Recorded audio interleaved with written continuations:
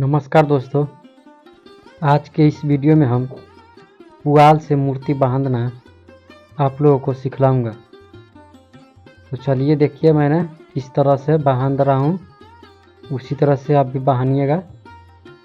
चलिए देखिए, वीडियो को स्टार्ट करते हैं। अब वीडियो को एंजॉय लीजिए और हमारा चैनल पे नए हैं तो चैनल को सब्सक्राइब कर लीजिए और वीडियो को एक लाइक कर दीजिए। इस वीडियो में फुल प्रोसेस मूर्ति बांधने का दिखलाया हूँ।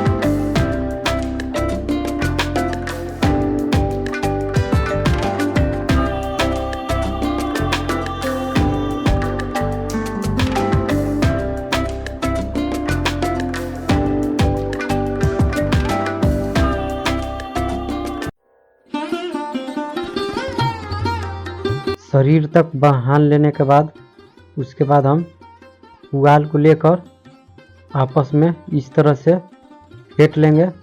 फिर उसके बाद ऊपर से इस तरह से रख कर हम इसे बांध लेंगे।